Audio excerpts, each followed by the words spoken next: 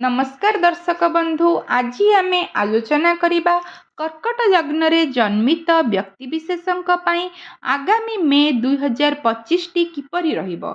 एही मास ग्रहराज सूर्यदेव मे मास 15 तारिख पर्यंत मेष राशि रे अवस्थान करिवे। मेष राशि रे सूर्यदेव कर्कट लग्न कुंडली रे मे 15 पर्यंत एक्साल्टेड होई दशम भाव रे अवस्थान करिवे। सूर्यदेवंकर दशम भाव स्थिति दिग्बजी स्थिति को सुझाई थाए, जहाँ क्यारियर वाइज अथॉरिटेटिव पोजिशन एवं स्ट्रॉन्ग कमांडिंग पोजिशन को मध्य सूचाई थाए। जो व्यक्ति विशेष दीर्घ दिन धरी सरकारी चाकरी करने को आशायी थिबे सेमानंकर पाई एही मे 1 रु मे 15 2025 पर्यंत बहुवांछित इच्छापूर्तिर संभावना सृष्टि हेउछि। आपणकर सप्तम भावर स्वामी शनिदेव भाग्यस्थान रे अवस्थान करिबा जोगु आपणकर व्यवसाय रे श्रम सार्थक होई लाभ मिलिबार संभावना सृष्टि हेउछि एवं जीवन साथी सह उत्तम संपर्क स्थापन रे भाग्य आपणकर साथ देबार बहुत संभावना रही। सूर्यदेवंकर सप्तम दृष्टि चतुर्थ भाव रे निक्षेप हेबा दृष्टिगोचर हेउछि। आपणक कुंडली रे चतुर्थ भाव हैला आपणक मांकर भाव, लग्जरीर भाव, वाहनर भाव तथा सिंहासनर भाव। एक्साल्टेड सूर्यदेवंकर दृष्टि द्वारा आपणको हायर अथॉरिटींकर शुभ दृष्टि और आपणक पितांकर आशीर्वाद प्राप्ति हेबार संभावना को यह सूचाई थाए। मे मास 14 पर्यंत बृहस्पति आपणक एकादश भाव रे वृष राशि रे अवस्थान करिवे, किंतु शनिदेवंकर तृतीय दृष्टि एकादश स्थान रे रहिबारु यह प्रॉफिट लाभ रे मध्य चैलेंजेस बा डिले आनिबार बहुत संभावना सृष्टि करुछि। एणु आपण शनिदेवंकर बीज मंत्र ओम प्रांग प्रीं प्रों सह शनिश्चराय नमः एही मंत्रटी को पाठ करंतु। विष्णु सहस्रनाम पाठ करंतु। माँ गौरींकर पूजा करंतु।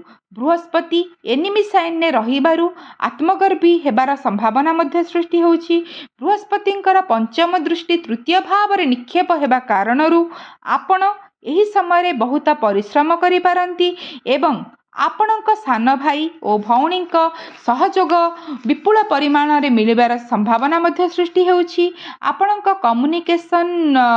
कम्युनिकेशन बहुत भल रहिबो। आपण नेटवर्किंग मध्य बहुत भल करि परिबे। आपण बहुत करेजियस होई पारंती। एतत् समेत बृहस्पति देवंकर सप्तम दृष्टि आपणक पंचम भाव रे निक्षेप हेबा कारणरू आपणकर संतान प्राप्तिर मध्य संभावना रहिछि एवं एतत् समेत आपणकर क्रिएटिविटी मध्य वृद्धि पाइबो एवं मे मासर प्रथमार्धरे बृहस्पतिंकर नवम दृष्टि सप्तम भाव रे रहिबो, जहाँ वैवाहिक जीवन पाई शुभप्रद अटे। मात्र मंगल देवंकर सप्तम दृष्टि मध्य सप्तम स्थान रे पड़िबारु किछि समस्यार बा चैलेंजेस र सम्मुखीन हेबाकु पड़ि पारे।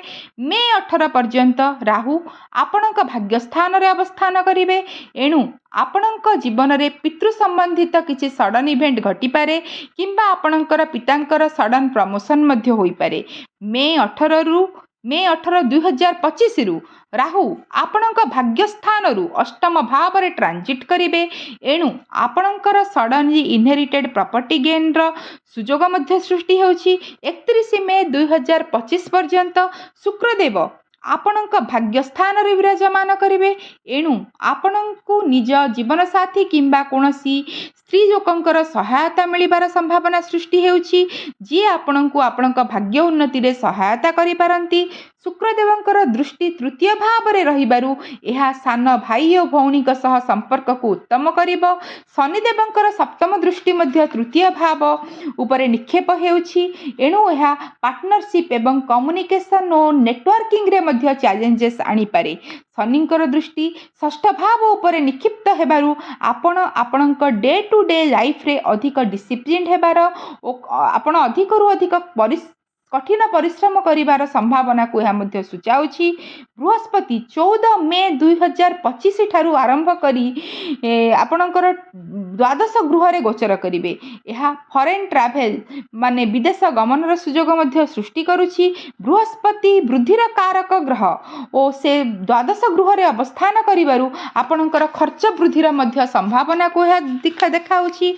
बृहस्पति देवंकर द्वादश गृह रे स्थिति हेल्थ इश्यू क्रिएट करिपारे गैस्ट्रिक टन्सिल रिलेटेड प्रोब्लेम कि जीभ रिलेटेड प्रोब्लेम हेबार मध्य संभावना होता है। तेणु आपण विष्णु सहस्र नाम नित्य पाठ करंतु एवं एक मंत्र देउछि जहाकू आपण निरोग रहिबा पाई मध्य व्यवहार करिपारिबे। दिन को 5 थर जप करंतु। मंत्रटी हेला ओम अच्युतानंत गोविंद नामोच्चारेण भेषजात् नश्यन्ति सकल रोगाः सत्यं सत्यं वदाम्यहम्। ओम अच्युतानंत गोविंद नामोच्चारेण भेषजात् नश्यन्ति सकल रोगाः सत्यं सत्यं वदाम्यहम्। केतु मे 18 परे द्वितीय भाव रे गोचर करिवे जहाँ आपण को बहुत बाकपटु बनाई थाए। मे 14 2025 परे बृहस्पति द्वादश भाव रे गोचर करिबारु तांकर पंचम दृष्टि मध्य चतुर्थ भाव रे, सप्तम दृष्टि षष्ठ भाव रे और नवम दृष्टि अष्टम भाव रे निक्षेप हेबो। एणु आपण को प्रारब्ध बल रे उत्तम घर, उत्तम वाहन, शत्रु उपर विजय प्राप्ति पाई एही समय सुजोग सृष्टि करुछि। अष्टम भाव रे बृहस्पति दृष्टि आपण को astrology, occult science, research line ने बहुत सहायता करिवार संभावना सृष्टि करुछि। अष्टम भावर लॉर्ड शनिदेव राहु और शुक्रंकर सह अवस्थान करुथिबारु आपणको एंसेस्ट्रल प्रॉपर्टी किंबा रिसर्च किंबा अकल्ट साइंस सूत्ररु सडन गेन बा प्रॉफिट मिलिबार सुजोग मध्य सृष्टि हेउछि। एही समय रे एकादश गृहर मालिक शुक्र नवम भाव रे निजठु एकादश स्थान रे थिबारु आपणको निज बंधुक द्वारा किंबा आपणक धर्म कार्य द्वारा किंबा आपणक पितांक द्वारा विभिन्न सूत्ररु प्रॉफिट मिलिबार संभावना सृष्टि हेउछि। आपणकर लग्न लॉर्ड चंद्रमा होइथिबारु एही समय रे आपण चंद्रंकर बीज मंत्रटिकु नित्य नैमित्तिक भाव में पाठ करंतु। एही मंत्रटी हेला ओम श्रां श्रीं श्रों सह चंद्रमसे नमः। मु आउ थरे मंत्रटी कहि रखुछि ओम श्रां श्रीं श्रों सह चंद्रमसे नमः। एही मंत्रटी को दैनिक 108 बार पाठ करंतु एवं विष्णु सहस्र नाम मध्य पाठ करंतु। माँ पार्वती को पूजा करंतु। यह आपणक पई बहुत शुभप्रद हो। ए सब थिला एक जेनरलाइज्ड प्रेडिक्शन। यह भ्यारी करि पारे पर्सन टू पर्सन तांकर जन्म समय, जन्म तारीख और प्लेस ऑफ बर्थ अनुसार। वीडियोटी देखिथिबारु धन्यवाद। आपणकर आगामी दिन आपणक पई मंगलमय हेउ। धन्यवाद। जय जगन्नाथ।